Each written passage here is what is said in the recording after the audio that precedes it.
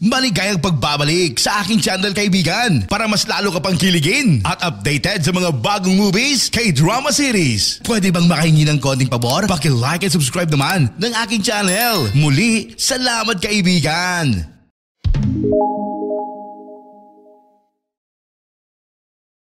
Nagsimula ang pelikula sa isang batang babae na puno ng dugo dahil sa estado ng kanyang katawan ay tila natataranta siya at takot na takot. Habang palabas siya ng kamalig narinig niyang may tumatawag sa kanyang pangalan. Sa isang flashback kung saan isang ang batang babae na nagngangalang Joyeon ay kumakanta kasama ang kanyang mga kaibigan sa loob ng bus. Habang sila ay nagpipiknak habang ang lahat ay natutulog, si Joyeon na nakita ang isang lalaki na nakatitig sa kanya. Ikinagulat niya nang biglang lumiko ang bus sa maling direksyon at huminto malapit sa isang minahan. Isang lalaki sa loob ng bus ang naghagis ng gas bomb na pumapatay sa lahat ng mga pasahero at kinidnap si Joyeon. Pagkagising niya nakita niya ang kanyang sarili sa isang lab kasama si Dr. Beck. Nalaman ni Joyeon mula sa TV na ang bus na sinasakyan niya ay naaksidente. Sa hindi inaasahan nagtatanong si Joyeon tungkol sa kanyang hindi pa isinisilang na anak. Si Dr. Beck ay tumugon na alam niya ang kanyang pagbubuntis at ang bata ay isang babae na may kambal na kapatid na babae. Nang marinig ito ni Joyeon ay naguguluhan at nagtanong sa doktor kung ano ang sinusubukan niyang sabihin. Nang ang pangalawang doktor ay dumating siya ay nagtanong kung nagpapanggap si Joyeon o kung talagang hindi niya naaalala kung sino siya. Sa kasalukuyan, ang mga miyembro ng Shanghai Lab na sina Xingmin, Yang at Dong ay pumasok sa ARC Laboratory kung saan pinatay nila ang isang malaking bilang ng mga tao. Sa sumunod na eksena isang babaeng nababalot ng dugo na nagngangalang Kim, siya ang kapareho mula sa simula ng pelikula.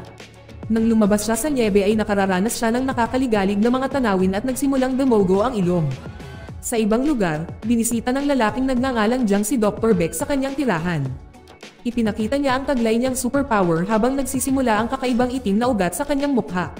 Si Dr. Beck ay nagtanong tungkol sa problema sa punong tanggapan ng lab at tumugon si Jiang na ang isang hindi kilalang gang ay ganap na sinira ang laboratorio at nagdulot ng gulo. Dahil kakaunti ang mga tao na nakakaalam tungkol sa lab, pinaghihinalaan niyang sangkot dito si Dr. Beck. Gayunpaman ang babae ay mariing itinanggi ang akusasyon na nagsasabing dapat silang mag-imbestiga muna.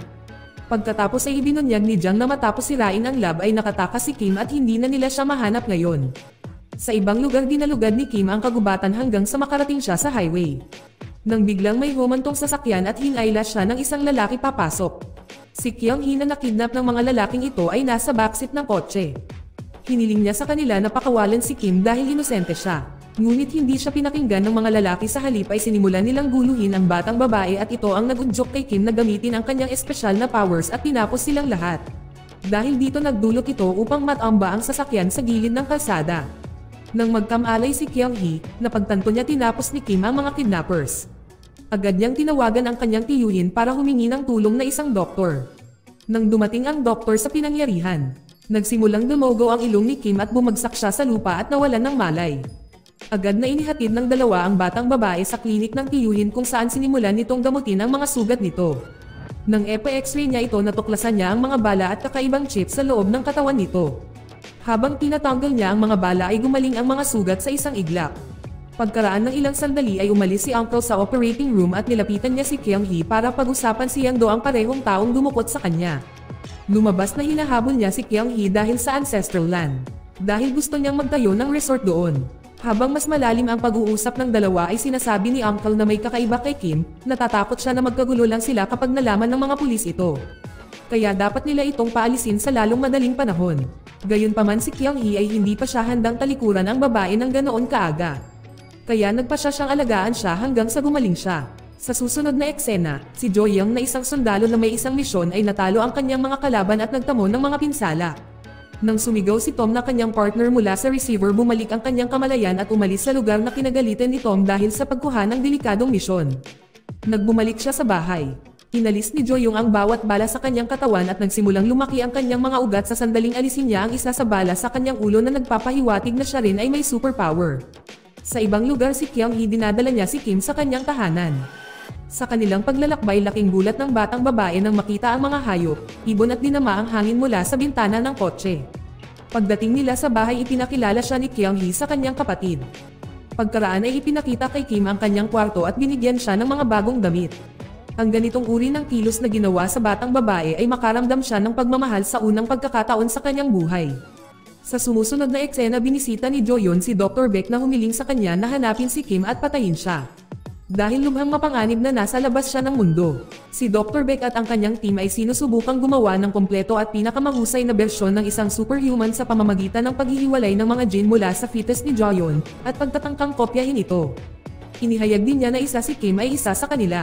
Kahit na si Jo-yeon ay may pag-aalinlangan noong una ay pumayag siyang tumulong dahil nailigtas siya ni Dr. Baek ilang taon na ang nakalipas. Bago siya umalis ay binibigyan siya ng tracker na magpapa-alarm kung malapit siya kay Kim.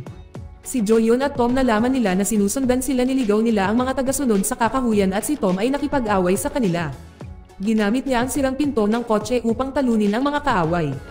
Kasunod nito ang dalawa ay nagpatuloy muli sa kanilang paglalakbay at hindi nagtagal ay nakatanggap ng hudyat na nagpapahiwatig kung nasaan si Kim. Sa bahay ni Kyung-hee, dumudugo na naman ang ilong ni Kim na may narinig siyang boses na nagsasabing lumapit kay Mommy na ikinaistorbo niya. Nang lumapit siya sa bintana para pakalmayan ang sarili, napansin niya ang ilang sasakyan na papalapit sa bahay. Ito pala ay sina Young-do at ang kanyang mga nasasakupan para kunin ang ari-arian. Agad na sumugod si Kyung-hee sa labas na may dalang baril at binyantaan ang mga lalaki na manatili sa likod. Gayunpaman sinabi ni Young-do na pag-aari niya ang ari-arian. Nang tumanggi si Kyung-hee na ibaba ang baril, pinigil siya ng mga tauhan ni Young-do. Tatapusin na sana ang magkapatid nang bigla niyang mapansin si Kim na nakatayo sa bubong sa isang kisap mata, lumipad ito at sinalakay ang lahat ng mga lalaki na nasugatan silang lahat. Pagkatapos umalis ang mga masasamang tao, na nabigla si Gil at tinanong ni Gil ang kanyang kapatid na babae tungkol kay Kim na nagtataka kung siya ba ay alien, gayunpaman, humanga siya sa babae at gusto niyang kaibiganin ito. Sa ibang lugar, nakipagkita si Jo-yeon kay Jang sa isang sementeryo. Habang nag-uusap sila, ibinunyag nila na sila ay nauugnay 10 taon na ang nakararaan. Bilang isang well-wisher si Jang na humiling sa kanya na lumayo kay Kim. Dahil mula pa noong hindi ito makikinabang sa kanya, gayunpaman hiniling sa kanya ni Jo-yeon na huwag makialam sa kanyang misyon o kaya'y kailangan niyang labanan din siya. Sa susunod na eksena nakita namin ang parehong gang, ang mga miyembro ng lab ng Shanghai na naghahanap kay Kim. Samantala si Young-do at ang kanyang mga tauhan ay dumating sa opisina ng doktor at nagtanong tungkol kay Kim. Ngunit sa huli ay nananatiling tahimik ito na ikinagalit ni Young-do kaya't naputol ang mga daliri ng doktor. Habang naghahanda itong umalis ang kanyang nasasakupan ay nakikipag-ugnayan sa isang grupo na naghahanap kay Kim, na marinig ito ni Young-do ay nasa sabik na umalis. Pagkatapos si Kyung-hee, Kim at Gil ay nasa isang kotse, ang batang lalaki na naging malapit kay Kim ay nagpakilala sa kanya sa isang mukbang video sa YouTube at ipinaliwanag kung paano kikita si Kim. Nabighani si Kim ng mga delicacy sa YouTube at ipinahayag ang kanyang pagnanais na matikman ang mga ito. Pagkatapos ng ilang sandali, bumisita sila sa isang grocery store kung saan kumakain siya ng maraming libreng pagkain at bumili ng higit pang pagkain. Samantala si Kyung-hee ay nakatanggap ng isang tawag mula sa kanyang uncle na doktor na humiling sa kanya na bisitahin siya. Pagdating sa klinik, natuklasan niya na naputol ang kanyang mga daliri. Nang mapagtantong hindi titigil si Young-do hanggat hindi niya nakukuha ang gusto niya. Hiniling ni Uncle kay Kyung-hee na ibenta niya ang ari-arian at umalis. Gayunpaman masyadong siyang nabigla at hindi na nagsalita bago umalis. Sa labas nang makapasok siya sa kanyang sasakyan bigla siyang hinarang ni Jo-yeon at ipinakita sa kanya ni Tom ang surveillance video mula noong araw na tumakas si Kim sa lab, na nagpapaliwanag na siya ay isang mapanganib na babae na nakapatay ng maraming tao. Pagkatapos ay binyantaan niya si Kyung-hee na ibigay ang babae o tatanggalin niya ang kanyang kapatid. Dahil walang pagpipilian pumayag siya. Samantala nakipagpulong si Young-do sa mga miyembro ng lab ng Shanghai. At nalaman na hinahabol nila ang batang babae kaya masaya niyang dinala sila. Sa ibang lugar sinabihan ni Jo-yeon si Kyung-hee na kunin ang kanyang kapatid at iwan ang ari-arian. Habang kukunin nila si Kim, si Kyung-hee pagkatapos ay pumasok sa kanyang bahay. Habang naghihintay ang dalawa sa labas sa isang ligtas na distansya sinubukan niyang ipaalam ang sitwasyon sa kanyang kapatid. Ngunit huminto siya nang mapagmasdan niya si Kim at Gil ay naging close. Pagkatapos ay sinabihan niya ang dalawa na tumakas mula sa likurang pinto. Kasunod ng mga utos na ihatid ni Gil si Kim sa labas, ngunit itinuro niya sa kanya ang mga direksyon at bumalik si Gil upang makasama ang kanyang kapatid. Nang dumating ang mga miyembro ng lab ng Shanghai sa pinangyarihan kasama si Young-do at ang kanyang mga tauhan. Si Kyung-hee ay lumabas ng bahay upang ipagtanggol ang sarili. Ngunit binaril siya ni Young-do at namatay. Samantala si Shin na may superhuman na lakas ay sumisira sa bakod ng bahay. Inilunsad ang mga piraso sa hangin at sinaksak ang mga tauhan ni Young-do. Siya at si Young-do, pagkatapos ay nakipag-away kay Jo-yeon sa bubong. Kahit na nabaril si Shin sa mga daliri ay mahiwagang pinagaling niya ang mga ito at nagpatuloy sa pakikipaglaban. Samantala, ang sugatang si Young-do ay nagawang barilin si Gil. Dumating si Joyon upang iligtas siya.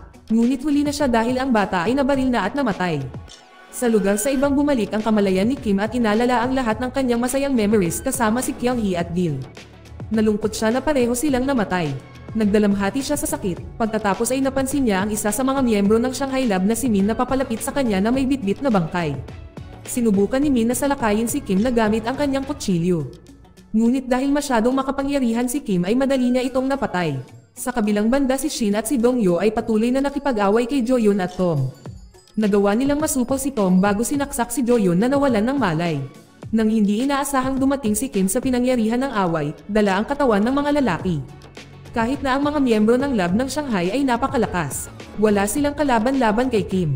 Nang hindi man lang gumagalaw, ginagamit niya ang kanyang mga kakayahan sa telekinetic upang supilan sila. Pagkatapos ay hinarang niya ang kanilang mga pag-atake at pinatay sila ng marahas. Pagkatapos nito ay bumaling si Kim kay Yang-do at walang awa nang tinapos siya.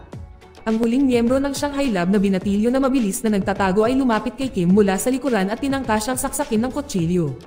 Ngunit pinigilan siya ni Kim sa pamamagitan ng pagkontrol sa kanyang isip. Pagkatapos ng kaguluhan ay dumating ang isang babae, isang kotse at ipinakilala ang kanyang sarili bilang kapatid ni Kim.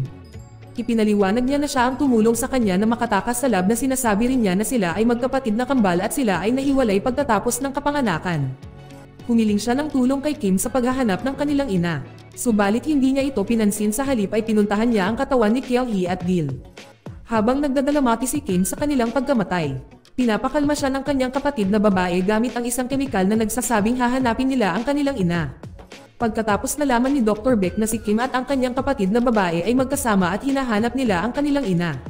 Dito nagtatapos ang pelikula. Salamat sa panonood.